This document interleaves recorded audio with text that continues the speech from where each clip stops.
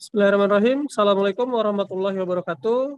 Selamat siang rekan-rekan dimanapun kita berada.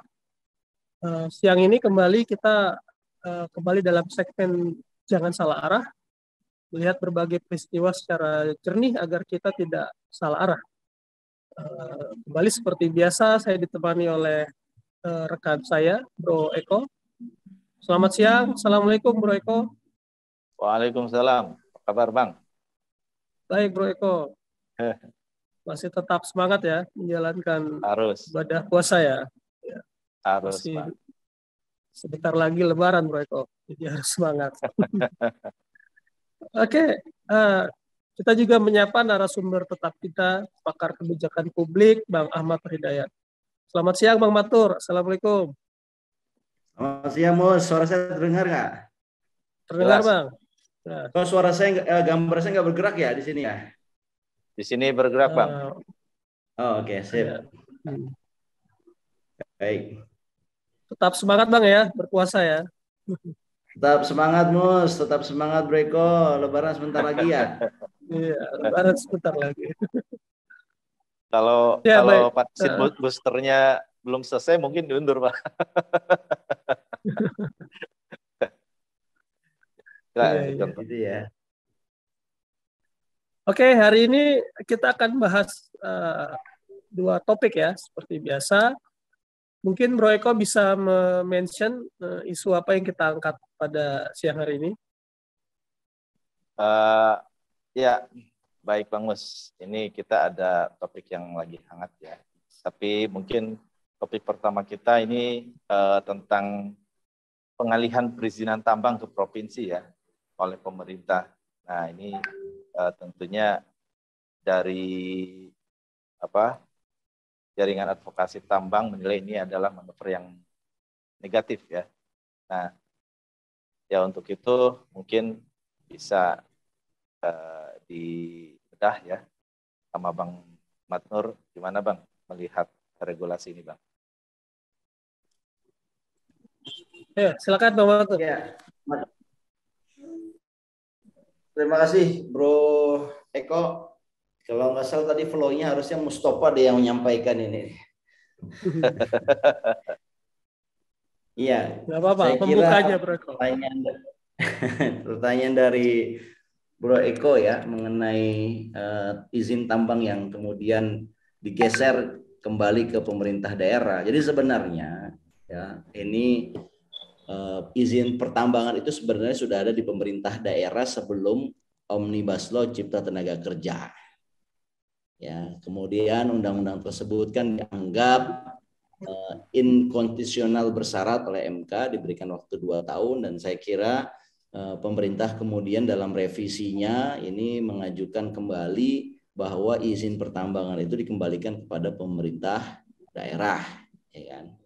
Nah, satu sisi saya melihat ini saya mempertanyakan sebetulnya dasar akademiknya gitu loh, mulai dari tadi awalnya di pemerintah daerah, kemudian ditarik pemerintahan pusat, kemudian dikembalikan lagi ke pemerintah daerah. Ini dasar naskah akademiknya mana? Ya, ini pemerintahan itu dikelola dengan satu dasar atau fundamental akademik ya. Tetapi kita kok nggak melihat itu gitu loh. Nah, sekarang kalau kita melihat dari kacamata investor, tentunya kebijakan yang berubah-berubah ini menambah daftar panjang ketidakkonsistenan regulasi yang ada di Indonesia. Itu regulasi itu bisa hitungannya bulan ya, bahkan bisa jadi hitungannya minggu itu berubah gitu loh di Indonesia ini. Nah, ini yang membuat investor itu menilai bahwa negara kita ini tidak cukup memberikan kepastian hukum. Ini dampaknya adalah investor itu akan ragu sekali kalau dia harus melakukan investasinya di Indonesia. Nah, saya kira kok ini satu petanda bahwa ketidakkonsistenan itu terus dipertontonkan ya, sehingga dampaknya adalah meskipun kita katanya udah welcome to investor to Indonesia ya, sudah sangat ramah dengan investor, tapi investornya nggak masuk-masuk. Nah, Saya kira penyebabnya ini ya, tidak konsistenan dalam menegakkan aturan hukum atau cepat sekali ya perubahan hukum itu. Itulah negara kita ini. Ya, saya membaca Bang ya. Jadi ini kan perizinan pertambangan tuh jumlahnya bahkan sampai ribuan ya untuk membuat satu pertambangan di satu daerah. Nah, kemudian kan ya saya sih melihat apa sih yang dikhawatirkan ini semua. Mungkin kan ketika dialihkan dari pusat ke daerah, mungkin kan akan terjadi ketidakpastian ya di daerah ya. Karena kan ketika terdistribusi ke masing-masing daerah, berarti kan kita berhadapan dengan raja-raja kecil nih di daerah-daerah tersebut kan yang itu mungkin membuat si investor yang ingin melakukan pertambangan ini tadi mungkin merasa yang harusnya prosedurnya lebih singkat, tapi mungkin ini jauh lebih panjang dan mungkin harus ada biaya-biaya yang dikeluarkan ya Bang. Gimana Bang? Iya, sebelum kita masuk lebih lanjut ya, saya kira sudah saatnya Indonesia itu ya, kalau ini boleh dicatat, boleh di-quote sebagai Ayhanomics ini, Bu. Dalam konsep Ayhanomics itu, sumber daya alam itu harus dikurangin porsinya. Ya, yang sifatnya adalah eksploitatif, kita mengeruk ya, kemudian raw materialnya hasil kerukan mentahnya itu langsung kita kirim, itu saya kira itu adalah model ekonomi kolonial. Model ekonomi Ayhanomics ya, kalau kita suatu saat dipercaya memimpin negeri ini, maka model ekonominya adalah bagaimana kita mulai membangun industrialisasi yang lebih kuat, terutama di industri tambang ya. Jadi izin pertambangan itu memang harus dipersulit ya, karena kita sudah pengalaman bahwa izin tambang yang begitu mudah itu dampaknya buruk terhadap sumber daya alam dan juga buruk kepada manusia yang hidup di sekitarnya. Yang terjadi adalah kerusakan lingkungan secara tidak bertanggung jawab ya. Yang kedua, bahwa kalau kita serius ya kekayaan di bumi ini untuk semakmur-makmurnya kepentingan rakyat, maka industrialisasi tambang ini harus melibatkan pekerja-pekerja lokal secara masif. Ya, jangan kemudian industri ini berkembang tetapi masyarakat lokalnya tidak bekerja, akhirnya masyarakat sekitarnya tetap miskin ya. Itu yang terjadi di Papua, misalkan Freeport tambangnya sebesar itu, rakyatnya tetap miskin ya. Begitu juga di tambang-tambang Newmont ya, bekas Newmont dan sebagainya. Nah, jadi harus ada juga pelatihan sumber daya manusia yang ada di sekitar dari industri tambang itu. Dan yang ketiga, industri tambang itu harusnya dikelola oleh BUMN yang sudah go public ya. Jadi Aneka Tambang ya, kemudian Pertamina itu harus didorong go public, dan kita mencari investasinya adalah dengan menjual bond dari surat dari perusahaan-perusahaan strategik tambang BUMN kita.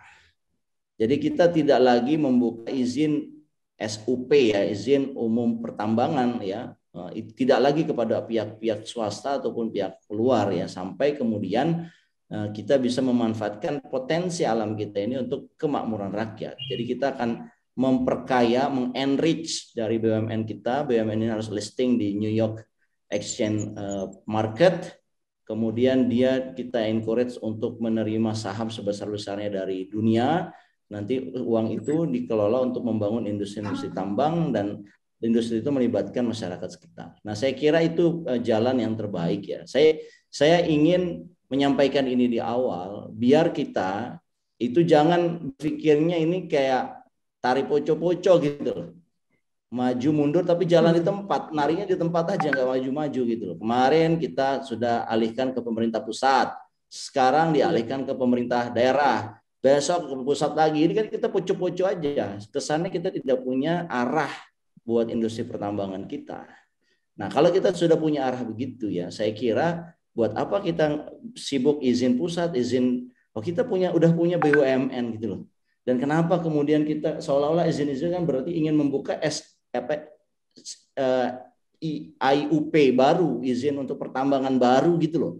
Padahal kita tahu izin perusahaan pertambangan itu adalah izin yang eksploitatif. Ya, saya bukannya anti untuk melakukan perizinan, tapi saya kira kita harus evaluasi dulu ya perusahaan-perusahaan swasta dan juga BUMN yang sudah memiliki SUP, IUP ya, izin untuk pertambangan itu kita evaluasi dulu sejauh mana efektivitasnya, apakah mereka eksploitatif, bagaimana IS-nya, environmental, social and governance-nya dari perusahaan itu. Kemudian itu kita evaluasi dan kemudian kita akan keluar dari hasil evaluasi ESG itu, ini perusahaan-perusahaan yang harus dicabut surat izinnya. Jadi kita akan nutup nih perusahaan-perusahaan eksploitatif ini dan kemudian kita akan ambil alih oleh BUMN tentunya BUMN ini dengan maksud ingin memproduksi ya hilirisasi dari pertambangan ini. Nah, saya kira itu, Bro, kalau kita mau bicara menarik garis besarnya. Ya, sebetulnya kan kita tahu juga Bang ya, pemain tambang ini kan cuma ya sedikit ya, dan elit banyak kan juga elit-elit di pemerintahan juga, bahkan di partai politik ya, partai politik dan pemerintahan kan juga orang-orang yang bermain tambang ya. Apakah regulasi ini menguntungkan mereka atau seperti apa?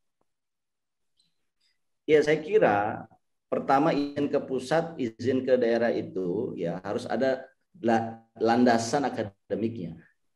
Ya, kalau landasan akademiknya adalah ingin mempersulit misalkan, ya, ataupun ingin mempermudah misalkan, ya, maka sebetulnya pusat sama daerah itu sama aja dibagi di mata investor. Ya, sama aja dalam arti ya di pusat berlipat-lipat juga, berbelit-belit juga, di daerah juga berbelit-belit juga, kan bedanya ini penguasa lokal, ini penguasa pusat gitu loh. Nah, saya kira dasar akademiknya ini harus disampaikan dulu ya, harus ada transparansi dan akuntabilitas terhadap dasar akademik pemindahan ini. Jangan Menteri ESDM atau Kementerian ESDM ya, mungkin dirjennya atau eselon 2-nya itu menjelaskan perubahan ini tanpa dasar akademik yang jelas.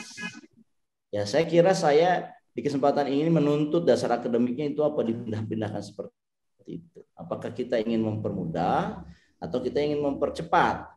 Ya, sebenarnya kalau kita ingin mempermudah itu harus satu pintu saja. Ya, satu pintu dalam hal ini adalah kalau investasi asing berarti cukup di BKPM. Ya, jangan sampai BKPM tuh punya layanan satu pintu tapi many windows gitu loh. Satu rumah, satu atap tapi jendelanya banyak. Itu kan sama aja dia melakukan tidak efisien, tidak mempermudah. Gitu. Kalau niat kita yang mempermudah, harusnya izin tambang itu diserahkan kepada satu unit khusus ya. Kalau seandainya dipercaya Menteri Investasi, ya biarkan ini menjadi tanggung jawabnya Menteri Investasi misalnya. Dia punya otoritas untuk meng-approve di daerah manapun usaha tambang itu ada gitu.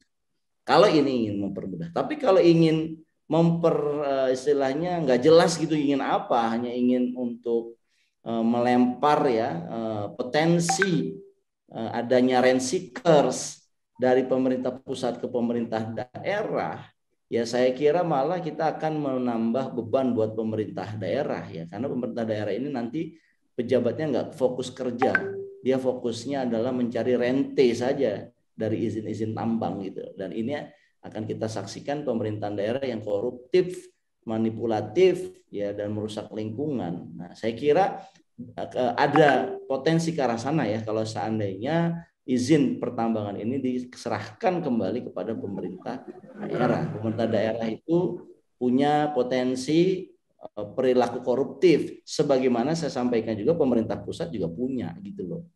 Makanya oleh karena itu kita desain dulu ya, ini maksudnya apa, naskah akademiknya apa, kenapa dikembalikan ke pemerintah daerah gitu. Gitu, Bro. Bro Eko mungkin ada yang ingin dikomentari? Ya, saya kira kembali ya kalau terkait izin ya, ini kan sesuatu yang mungkin jangka panjang gitu ya, kemudian mengeksploitasi kekayaan daerah. Kalau misalnya ditangani di daerah langsung. Ini yang jadi masalah adalah setiap daerah itu akan berbeda-beda cara penanganannya begitu. Ini dikhawatirkan pengawasan terhadap banyak istilahnya, setiap daerah ini akan sulit untuk diawasi bagaimana dari sisi keketatan perizinan tersebut ya. Nah, saya kira ya memang perlu dipikirkan dua kali. Ini sebagaimana yang kita lihat ini sudah mulai ada penilaian negatif ya dari Jatam ya. Tapi mungkin ini kayaknya kita bisa menyimpulkan bahwa bagi para pelaku atau pengusaha tambang ini tentunya mereka akan lebih mudah melobi ya kan, karena hanya di daerah saja gitu. Dan ini pun tentunya apakah pemerintah pusat bisa mempercayakan ini kepada daerah, karena mungkin untuk kapabilitas akan berbeda barangkali ya. Nah, seperti itu. Tapi gimana nih menurut Bang Matun?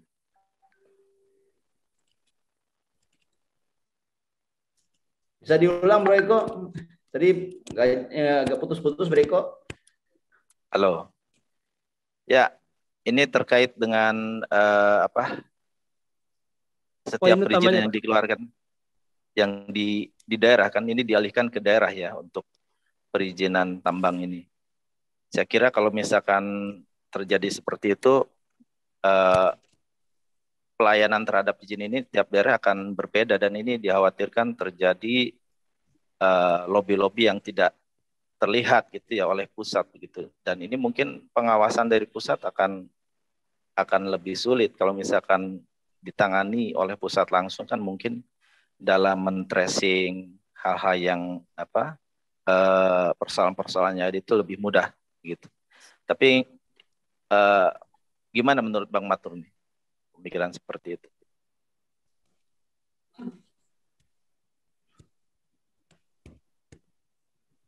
Saya kira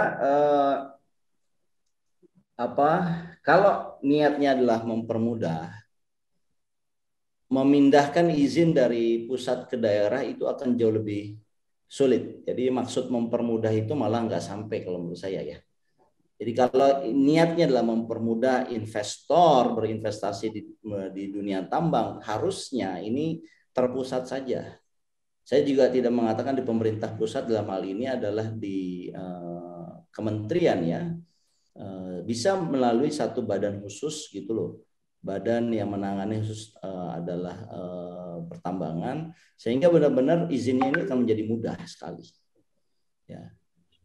Tapi kan ini belum jelas maksudnya ini apa. Dengan memindahkan ke daerah, ini membuat kesan perizinan pertambangan ini akan jauh lebih sulit. Ya. Akan membuat kesan bahwa ini akan dimanfaatkan oleh pengusaha-pengusaha di level daerah yang punya kedekatan dengan pemerintah daerah tertentu. Dan saya kira ini akan melahirkan korupsi baru di level pemerintah daerah. Saya kok melihatnya begitu ya. Oke, saya pikir memang enggak. Makanya nanti kita akan lebih lihat lagi ya. Mungkin tetap ada sebagian perizinan yang dihandle pusat ya, tapi mungkin bagiannya dialihkan ke daerah ya, masalah perizinan pertambangan ini. Dan memang bisnis tambang ini kan tidak hanya melibatkan satu instansi ya, misalnya Kementerian SDM, tapi kan juga terkait berbagai instansi lain kementerian kan, misalnya Kementerian Lingkungan Hidup dan lain sebagainya. Karena kan tidak hanya berbicara bisnis tambang saat itu, tapi kemudian kan pascanya gitu ya, bahkan ketika tambang itu juga sudah tidak beroperasi, kemudian sisa-sisa pertambangan ini mau dijadikan seperti apa gitu. Nah, saya pikir memang masalah tambang ini sangat krusial sekali ya Bang di Indonesia untuk bisa ada regulasinya tuh yang jelas agar pertambangannya juga berjalan, tapi kerusakan lingkungan yang terjadi akibat pertambangan itu sudah ada regulasinya gitu, mau seperti apa dampaknya. Mungkin itu sebagai sesi ini closing statement-nya seperti apa, Pak Moto? Ya, saya kira pemindahan izin tambang itu ke pemerintah daerah ya Suaranya sepertinya nggak ada. lebih banyak Ada. aspek negatifnya dibandingkan dengan aspek positifnya. Ya, suara saya terdengar nggak, Mas? Ada Ya, Pak. tadi sempat terputus, sekarang sudah terdengar. Oke. Jadi saya kira pemindahan izin ke pemerintah daerah ini ya akan membuat tambang ini semakin sulit terjangkau oleh para investor ya. Mungkin ini maksudnya adalah ingin mengundang para pemain dalam negeri ya, karena bagaimanapun juga yang mengetahui detail dari tambang itu kalau izinnya adalah pemerintah daerah itu berarti pemain dalam negeri begitu. Nah, berarti ini polanya adalah perubahan izin tambang dari pusat ke daerah ini akan membuat pemerintah daerah ini apa istilahnya menjadi izin tambang di satu daerah dengan daerah lainnya akan berbeda-beda. Sebetulnya ini akan menyulitkan para investor. Saya kok tidak melihat pemindahan ini strategis ya, karena memang pemerintah lack of transparansi dan akuntabilitas dari ide pemindahan ini gitu. Saya mengkhawatirkan malah kerusakannya ini makin parah, kerusakan lingkungan makin parah. Yang kedua adalah praktek kolutif ya dan juga korupsi ini akan semakin marak di level daerah. Begitu, Bro. Oke, saya rasa cukup ya untuk pembahasan isu yang pertama ini terkait pemindahan izin ya dari pusat ke daerah terkait pertambangan. Oke, isu apa lagi yang akan kita diskusikan siang hari ini di JS hari ini? Ya, baik Bang Mus. Isu yang kedua itu adalah mengenai sudah tertangkapnya ya, sudah penetapan terduga korupsi ekspor CPO ya. Ini melibatkan Dirjen Perdagangan Luar Negeri.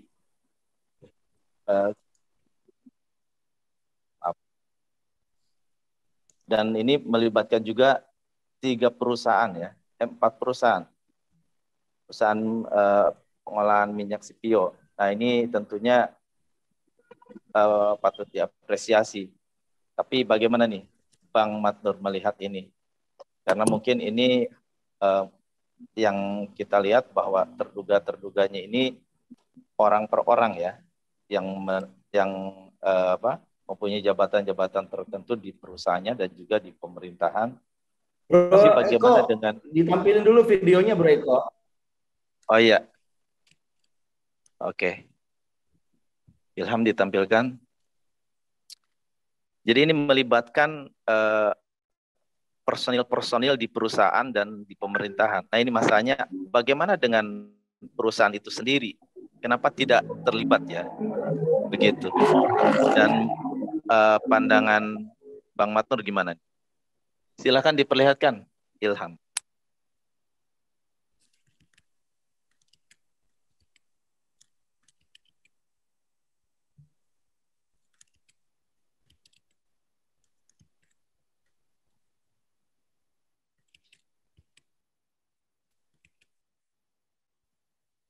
Penyidikan dan telah ditemukan indikasi kuat bahwa perbuatan tidak pidana korupsi terkait pemberian persetujuan ekspor minyak goreng telah membuat masyarakat luas, khususnya masyarakat kecil menjadi susah karena harus mengantri dan juga langkanya minyak goreng tersebut. Negara juga harus mengucurkan bantuan langsung tunai minyak goreng yang nilainya tidak kecil. Dalam kondisi kelangkaan minyak goreng yang menyulitkan masyarakat, negara harus hadir. Dan hari ini adalah langkah hadirnya negara untuk mengatasi dan membuat terang apa sebenarnya yang terjadi tentang kelangkaan minyak goreng ini. rekan media yang saya hormati, kami sampaikan bahwa saat ini tim penyidik Kejaksaan Agung sedang melakukan penyidikan perkara dugaan tindak pidana korupsi dalam pemberian fasilitas ekspor crude palm oil atau CPO dan turunannya pada bulan Januari 2021 sampai Maret 2022. Berdasarkan surat perintah Direktur Penyidikan Jaksa Agung Muda Tindak Pidana Khusus nomor PRIN 17/FD2/04/2020 tertanggal 4 April 2022. Pengungkapan perkara tersebut diawali dengan adanya peristiwa kelangkaan dan kenaikan harga minyak goreng di pasaran pada akhir tahun 2021. Atas peristiwa tersebut, pemerintah melalui Kementerian Keuangan dan atas peristiwa tersebut, pemerintah melalui Kementerian Perdagangan telah mengambil suatu kebijakan menetapkan DMO serta DPO bagi perusahaan yang ingin melaksanakan ekspor CPO dalam produk turunannya serta menetapkan harga eceran tertinggi minyak goreng sawit. Namun dalam pelaksanaannya perusahaan eksportir tidak memenuhi DPO, namun tetap memberikan persetujuan ekspor atas perbuatan tersebut diindikasikan dapat menimbulkan kerugian keuangan negara atau perekonomian negara. Berdasarkan laporan hasil penyidikan, ditemukan alat bukti permulaan yang cukup, yaitu kami telah memeriksa 19 orang saksi, 596 dokumen dan surat terkait lainnya, serta keterangan ahli. Dengan telah ditemukannya alat bukti yang cukup, yaitu minimal 2 alat bukti, semana dimaksud di dalam pasal 184 ayat 1 Kitab Undang-Undang Hukum Acara Pidana. Maka pada hari ini, Selasa tanggal 19 April 2022, Jaksa Penyidik telah menetapkan tersangka dengan perbuatan melawan hukum yang dilakukan tersangka adalah 1. Adanya permufakatan antara pemohon dengan pemberi izin dalam proses penerbitan persetujuan ekspor. Kedua, dikeluarkannya persetujuan ekspor kepada eksportir yang seharusnya ditolak. Ditolak izinnya karena tidak memenuhi syarat. Yaitu telah mendistribusikan CPO atau RBD palm oil tidak sesuai dengan harga persetujuan dalam negeri atau DPO, tidak mendistribusikan CPO dan RBD ke dalam negeri sebagaimana kewajiban di dalam DMO, yaitu 20% dari total ekspor. Tersangka ditetapkan 4 orang. Yang pertama, pejabat eselon 1 pada Kementerian Perdagangan bernama IWW, Direktur Jenderal Perdagangan Luar Negeri, Kementerian Perdagangan. Dengan perbuatan tersangka telah menerbitkan secara melawan hukum persetujuan ekspor terkait komoditi crude palm oil atau CPO dan produk turunannya kepada Permata Hijau Group, Wilmar Nabati Indonesia, PT Multimas Nabati Asahan, dan PT Musim Mas.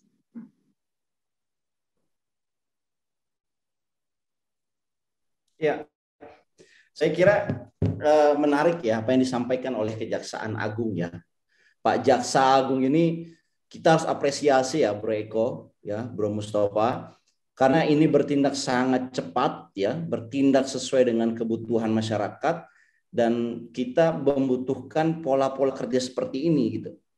Jangan seperti yang kemarin ya, seolah-olah menjadi bisu ya, menjadi buta, menjadi tuli begitu loh terhadap apa yang terjadi di masyarakat kita. Nah, saya rasa ini salah satu penyegar ya, air penyegar, yang air dingin penyegar yang diminum oleh orang yang sedang kehausan. Sinyalnya tapi sepertinya bukan di ada bulan gangguan. puasa ya. Itu ada gangguan ya. Oke. Ini Enggak, normal Pak, di sini menyenangkan normal. kita semua. Ya, menyenangkan kita semua sebagai masyarakat karena kita tiba-tiba melihat, nah ini dia gitu loh. Kenapa minyak goreng langka? Ternyata ada pejabat publik yang bermain mata untuk pengusaha, di mana akhirnya CPO yang ada itu dibawa keluar, diekspor, sementara di kita tidak ada. Ini yang menyebabkan kenaikan harga. Dan saya kira 4 tersangka ini ya, Kejaksaan Agung harus mengembangkan lagi ya, sampai ke level yang lebih besar. Nah, saya kira banyak pertanyaan publik ya. Ini Dirjen, tepatnya Dirjen Perdagangan Luar Negeri. Dirjen ini adalah sosok eselon 1 yang memiliki hak mengizinkan perusahaan sawit untuk melakukan ekspor atau tidak. Dia harusnya mengikuti perintah Pak Menterinya, misal Pak Lutfi ya. Pak Menteri sudah bilang harusnya ada DPO dan DMO, Domestic Market Obligation dan Domestic Price Obligations. Nah, adanya DMO DPO ini sama Dirjen ini tidak didengar. Ya, saya kira kok ini yang menjadi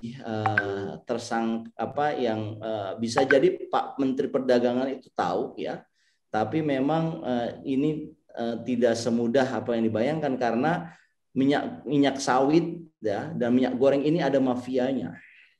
Dan saya kira Pak Dirjen ini malah bermain mata dengan para mafia itu di belakang Pak Menteri ya.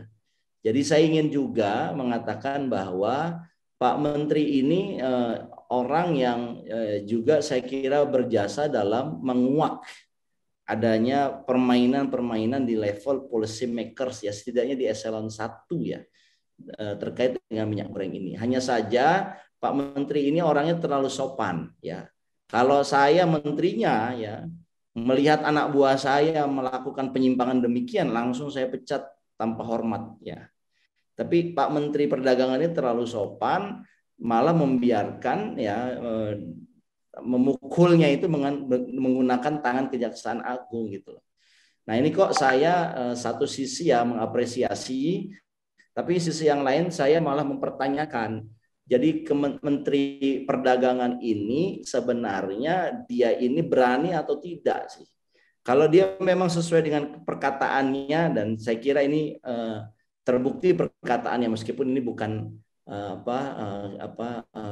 bukan Pak Menteri langsung yang bertindak, tapi aparat hukum kejaksaan yang bertindak. Pak Menteri mengatakan di depan DPR bahwa beliau ingin berani melawan mafia minyak goreng. Tapi saya kira berani itu harusnya langsunglah tampil di permukaan ya, tanpa kemudian kita ini menunggu terlalu lama. Ini sudah kenaikan harga minyak goreng ini dari Januari ya, sekarang sudah bulan keempat ya. Di bulan Ramadan ini masih juga harga minyak goreng masih mahal, harga minyak goreng curah tidak ada di pasaran ya, ketersediaannya tidak ada. Jadi Pak Menteri Lutfi ya sebagai Menteri Perdagangan ini harus dievaluasi betul ya, terutama pernyataannya, keberaniannya dalam membongkar mafia minyak goreng ini gitu. Artinya jangan terlalu banyak birokrasi lah Pak Menteri. Kalau Anda sudah yakin ini memang rakyat berada di belakang Anda, ungkapkan saja dan tunjukkan bahwa ini adalah bagian dari prestasi Anda begitu loh.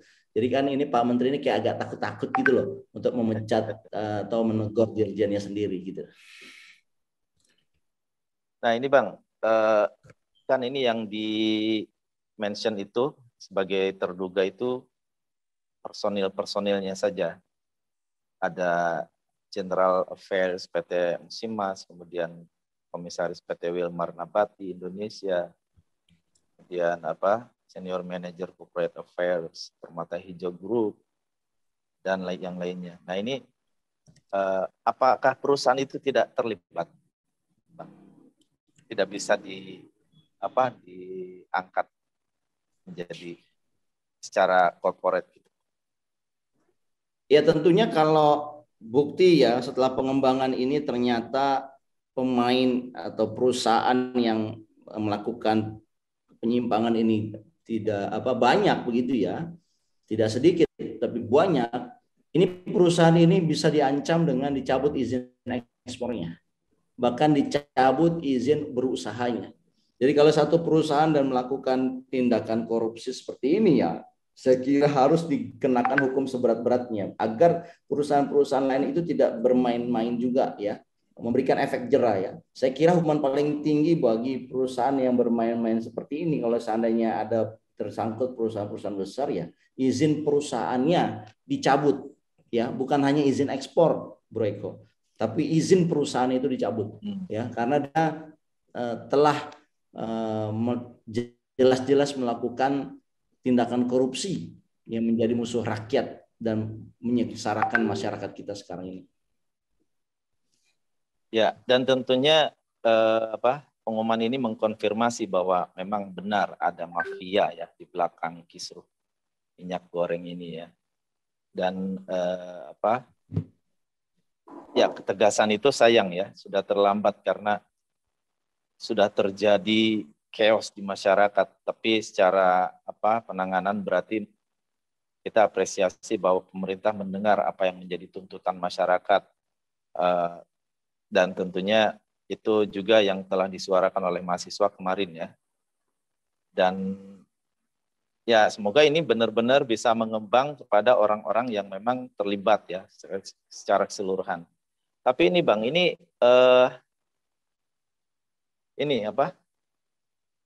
ada keberatan ya, ada protes dari pengusaha minyak goreng tentang penetapan para tersangka yang dari yang disebutkan tadi ya. Nah, protesnya karena mereka merasa bahwa rekan-rekannya itu sudah melakukan sebagaimana regulasi begitu. Kemudian ini ada ancaman juga, Bang, bahwa mengancam kalau misalnya seperti itu dari apa istilahnya nih, lembaganya tuh. Jadi mereka mengancam untuk tidak menerima menangani subsidi, Bang. Ya, tidak menerima untuk program subsidi. Ini gimana, Bang? Gimana tidak menerima penanganan subsidi? Ya, jadi karena ini dianggap merugikan ya. Jadi tidak menerima atas ditersangkakannya pihak-pihak yang dari perusahaan-perusahaan minyak goreng tadi. Kemudian dari bentar ini loading dulu sebentar, saya sebutkan namanya.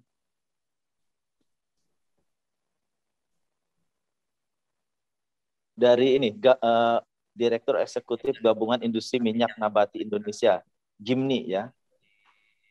Namanya Sahat Sinaga, memprotes penetapan tersangka kasus ekspor CPO. Dan di sini ada ancaman juga ya, bahwa kalau misalkan ternyata pemerintah itu ya mengancam dengan tidak melayani untuk program subsidi, begitu Pak. Gimana Bang ini Bang? Saya kira kalau pengusaha memprotes, ya silakan aja ajukan pembelaannya di pengadilan, karena kan ini sudah masuk ranah hukum ya. Dan saya kira praktek pengusaha-pengusaha yang melakukan cara-cara seperti ini yaitu dicabut izin usahanya. Kalau menurut saya tegasnya itu bukan hanya izin ekspornya yang dicabut, izin usahanya dicabut ya. Dan kalau dimungkinkan ya Menteri BUMN ya itu juga bisa bersikap dalam hal ini adalah sebagaimana saran kita yang lalu, kenapa nggak dibangun BUMN yang menangani masalah minyak goreng misalnya, dia menjadi salah satu perusahaan besar, ya, tidak tergantung sama oligarki, dan dia bisa memastikan suplai minyak goreng itu di dalam negeri menjadi tersedia. Kehadiran BUMN CPO itu, Bro Eko, menurut saya ini akan menjadi game changer karena pasar minyak goreng ini kan pasar oligarki. Nah, begitu ada satu perusahaan, apalagi ini adalah state-owned enterprises, ya, BUMN, maka dia bekerjanya itu bukan hanya terminologi bisnis, tapi terminologi menjaga harga ini stabil. Tentunya mereka akan kalang kabut, wah ini ada pemain baru dan ini pemain besar, ya, yang dilindungi oleh negara. Ini akan membuat market itu menjadi kompetitif. Nah, harus diakui bahwa ini pengusaha ini akan saling mengunci, saling melindungi gitu loh. Dalam dunia mafia, apalagi mafia minyak goreng, kalau satu pengusaha sudah menetapkan harga tinggi, yang lain malah mengikuti harga tinggi. Gitu. Nah, ini yang saya kira sekarang ini saatnya negara ini hadir di atas kalangan oligarki. Ya, bukti negara hadir di kalangan oligarki itu yang harus tunduk pada aturan negara gitu loh. Kalau pengusaha-pengusaha ini protes, silakan aja dibuktikan secara hukum. Yang jelas kalau Anda ini salah, ya Anda harus cabut surat izin usahanya. Gitu. Ya, ini kan jelas ya, minyak goreng ini langka dan ini mengundang pertanyaan publik, apa yang sebenarnya yang terjadi. Begitu, Bro. Ya, baik, Bang. Ini apa istilahnya? Dan setelah head dilepas ya, itu kan besoknya itu stok-stok di retail itu langsung bermunculan gitu ya. Ini kan tentunya mengindikasikan bahwa tidak sesempit itu ya. Artinya tidak cukup menangkap dari 4 orang ini ya. Tentu banyak pihak yang terkait dan memang harus ada ketegasan begitu. Menurut Bang Matnur gimana? Ya mungkin sedikit dari saya, Bro Eko, ya, menambahkan. Tadi kan Bang Matur sudah mention tentang BUMN ya. Pak Erick Thohir mestinya membuat juga kan misalnya satu divisi ini untuk produksi minyak goreng ya.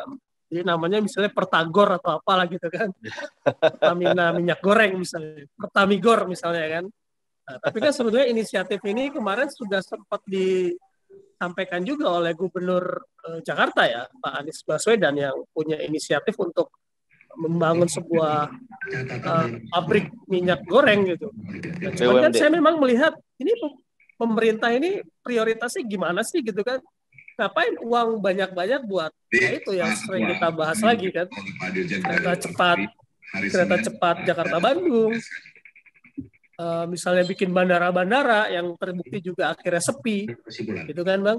Kenapa nggak malah membuat satu industri yang strategis, misalnya yang memang dibutuhkan untuk hajat hidup orang banyak, misalnya ya minyak goreng ini. Mungkin ini perlu terus didorong Bang, pembuatan untuk pabrik minyak goreng ini oleh pemerintah, karena kan sampai saat ini pun harga minyak goreng masih sudah naik 100% nih, 2 kali lipat. Apakah itu bisa turun lagi? Menurut saya sih agak sulit mengharapkan swasta ya, kecuali memang udah kita percepat prosesnya sehingga minyak goreng yang alternatif itu muncul, sehingga ya udah biarin aja swasta yang serakah itu akan bangkrut gitu loh, menurut saya gitu Bang. Gimana Bang? Iya, menurut saya itu ide bagus ya. Jadi sebenarnya begini, dalam kondisi pasar itu adalah oligarki ya, di dalam teori ekonomi itu, maka diperlukan yang namanya government intervention. Ya, karena ini saling mengunci ya, pemain-pemainnya itu sedikit, sementara barang yang dihasilkan oleh mereka itu sangat bermanfaat buat masyarakat, demand-nya tinggi. Tentunya dalam kondisi pasar oligark ini ini akan memainkan harga dia. Karena hanya dia saja yang bermain, gitu kan? Ada kesepakatan gelap dan jahat ya di antara mereka untuk harga minyak goreng itu supaya tinggi. Ya, apa motifnya? Motifnya adalah maximizing profit. Ya, dalam istilah ekonomi adalah profit maximizing. Nah, dalam kondisi pasar yang tidak ideal ini diperlukan intervensi dari negara, gitu loh. Negara itu mengintervensi, dalam hal ini ujung tombaknya harusnya Menteri Perdagangan ini mengintervensi, ya, memanggil mafia-mafia oligarki itu, kemudian katakan negara ada di atas Anda lakukan apa yang kami minta, negara minta, kalau tidak Anda akan kami tutup usahanya. Begitu harusnya. Nah, ternyata kenapa Pak Menteri tidak berani, kementerian ya, saya ingin bicara kementerian tidak berani, ya ternyata ada oknum di kementerian itu dan mereka dia adalah eselon 1 yang bermain gitu loh.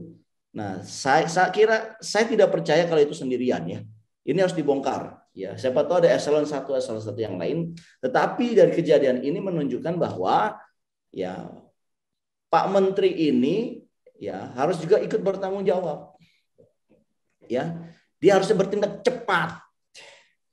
Dia harusnya berpikirnya untuk rakyat, bukan lagi berpikirnya sopan santun. Ya, karena rakyat ini sudah susah, Pak. Ya, saya sih yakin ya bahwa terkuaknya Dirjen ini ya itu juga karena ada satu sumbangsi dari Pak Menteri gitu.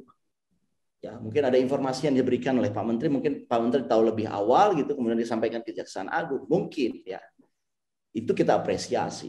Tetapi di waktu yang sama, cara Pak Menteri ini menurut saya terlalu sopan dan terlalu lembut. Padahal ini adalah orang yang subordinat langsung dengan beliau. Ya harusnya Pak Menteri itu bisa melakukan jauh lebih powerful ya dengan cara misalkan ya mengungkap, memecat dan kemudian membereskan ya. Dan yang paling penting tidak hanya merapikan di internal tetapi juga mempunyai kredibilitas di depan para pelaku pasar. Nah, saya menagih janji Pak Menteri yang ingin melawan di garis terdepan terhadap oligarki minyak goreng. Ayo Pak, buktikan kapan waktunya. Jangan terlalu lama. Karena rakyat kita ini susah betul gitu. Nah, disampil diurai oligarkinya dengan kekuatan negara, kekuatan hukum. Nah, Menteri BUMN juga hadir menawarkan satu solusi di mana BUMN tertentu ya tunjuk aja misalkan apakah REI ya ataukah yang di tingkatnya lokal misalkan BUMD ya DKI itu punya food station misalkan, atau tugaskan aja Badan Pangan Nasional, direvisi aturan Badan Pangan Nasional itu bahwa Badan Pangan Nasional juga sekarang menangani masalah minyak goreng.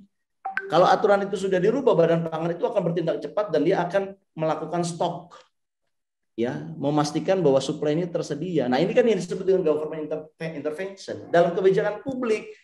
Bentuk apapun yang dilakukan, ya itu kita akan apresiasi, ya.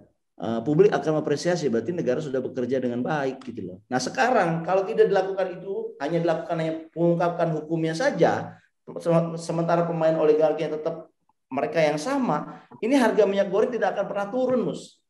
Bahkan sampai Lebaran berakhir, sampai puasa minggu bulan tahun depan, ini nggak akan turun. Karena sudah terbukti kok pasar minyak goreng, minyak sawit ini oligarki kok. Ya, oleh karena itu saya kira ini saya agak berapi-api menjelaskan ini, agak bersemangat karena semangat Bang. Saya melihat negara itu tidak hadir di sini. Negara itu takut. Negara itu tunduk di hadapan oligarki. Nah, negara yang tunduk di hadapan oligarki itu adalah negara yang mengantarkan rakyat ini menjadi sengsara.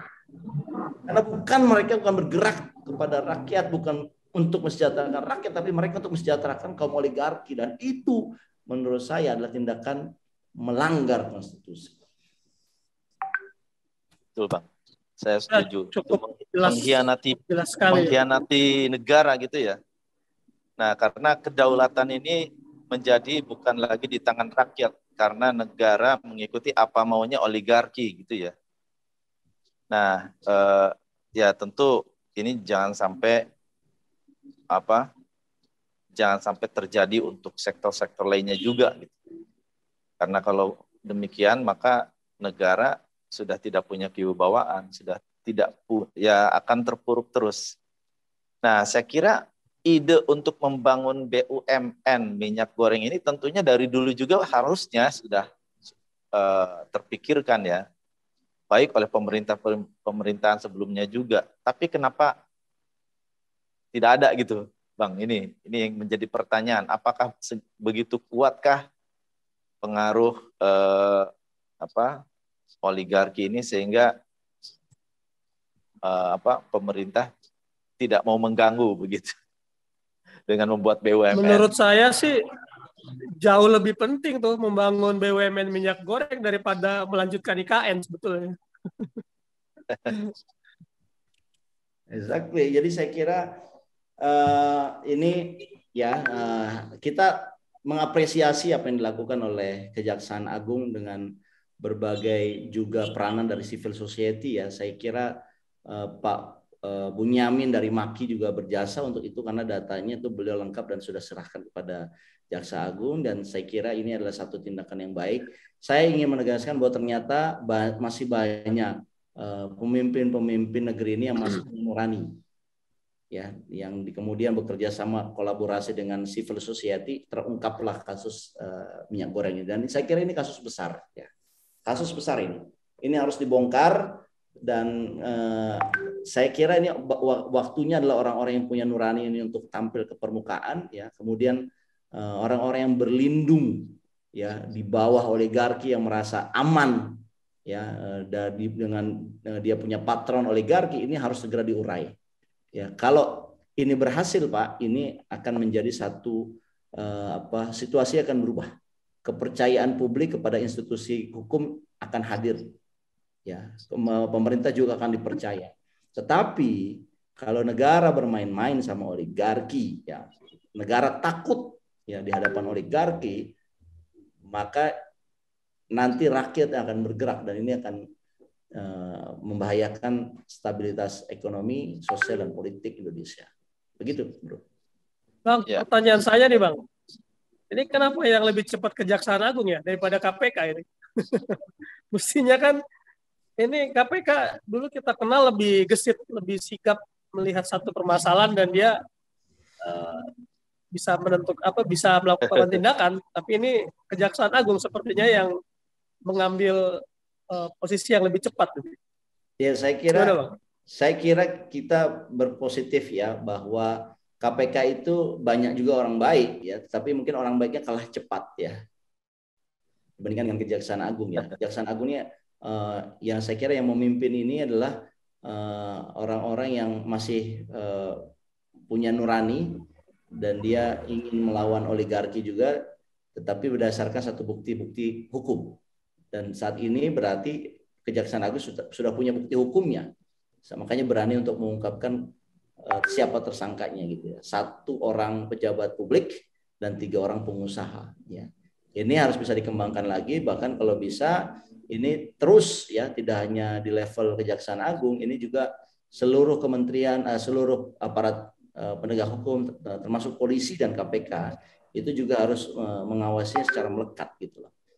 Ya, khawatir juga banyak intervensi karena Kejaksaan Agung ini kan masih di bawah koordinasi presiden, ya, masih subordinatnya presiden. Nah, kita juga sebagai civil society perlu memantau ini secara lebih dekat dan lebih seksama, begitu.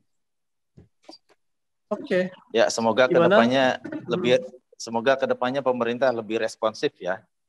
Nah, jadi tidak menunggu ada gerakan dari masyarakat melakukan tekanan baru bisa tegas, gitu. Ya, mungkin seperti itu, ya, harapannya. Oke, mungkin topik ini cukup, ya. Closing statement. Ya, saya kira kita ini perlu mengapresiasi apa yang dilakukan oleh Kejaksaan Agung. Di samping itu, masyarakat juga perlu mendesak keberanian dari Menteri Lutfi, ya, karena ini Dirjen ini kan di bawah koordinasi langsung Pak Menteri. Jadi Pak Menteri harus berani, ya, mengungkapkannya oknum-oknum lain, dan juga tidak hanya membereskan di internal kementerian, tetapi juga berani memanggil para pemain oligarki dari minyak goreng ini, ya, termasuk minyak sawit di dalamnya. Kemudian menegosiasikan kepentingan negara, dalam hal ini kepentingan rakyat, agar oligarki ini tidak bermain-main dengan harga. Kita tahu bahwa masyarakat ini menderita dengan kenaikan minyak goreng ini. Oleh karena itu negara harus mampu membalikkan kondisi yang ada ini, yang mahal ini, menjadi kondisi yang normal kembali. Saya kira itu tantangan Pak Menteri Lutfi, dan kalau seandainya Pak Menteri Lutfi ini tidak berhasil, ya sebaiknya ini beliau mundur saja, atau kalau perlu presiden mengganti saja, ganti dengan menteri yang lebih berani, begitu. Oke, baik, terima kasih, Bang. Silakan Bang Mus. Oke, ya, meskipun sebelumnya Menteri Lutfi sempat berbicara di depan parlemen ya bahwa saya kalah dengan mafia minyak goreng, tapi setidaknya apa yang terjadi hari-hari ini di mana sudah ditetapkan tersangka termasuk orang pejabat eselon 1 di Kementerian Perdagangan itu patut kita apresiasi, meskipun menurut saya belum selesai karena harga minyak goreng masih tinggi. Sehingga kita patut mengacungi jempol ketika harga minyak goreng oleh Kementerian Perdagangan bisa turun kembali seperti harga normal sebelumnya. Menurut saya seperti itu. Dan kalau seandainya Presiden perlu mengevaluasi kinerja Menteri Perdagangan Pak Lutfi, apabila tidak mampu, saya pikir tadi perkataan Bang Ahmad Hidayat ya harus di-reshuffle. Dan mungkin Bang Ahmad Hidayat cukup punya kompetensi untuk menggantikan Menteri Perdagangan. Wah, jangan. Etikanya nggak boleh. Kita emang kritik jadi pejabat itu nggak boleh. Gitu. Betul. Siap. Masih banyak orang baik menurut saya yang bisa dicalonkan ya, Bro. Iya. Ya semoga yang terbaik lah untuk Kementerian Perdagangan ini, artinya dengan ditetapkannya tersangka eselon 1 kan menunjukkan kualitas di kementerian itu sendiri tidak baik berarti kan situasinya. Meskipun itu oknum berarti kan pengawasannya yang terjadi ternyata tidak baik. Itu mungkin Bang untuk diskusi kita pada siang hari ini JSA. Jangan lupa untuk like, subscribe dan komen di YouTube channel kita. Terima kasih buat Bang Matur. Terima kasih buat Bro Eko. Tersangka eselon 1 kan diskusi kita hari ini. Assalamualaikum warahmatullahi wabarakatuh. Waalaikumsalam warahmatullahi wabarakatuh. Terima kasih Bro Eko, terima kasih Bro Mustafa, sangat menarik diskusinya. Terima kasih Bang Matur. Ya, sampai jumpa. Sampai jumpa lagi ya. Ya.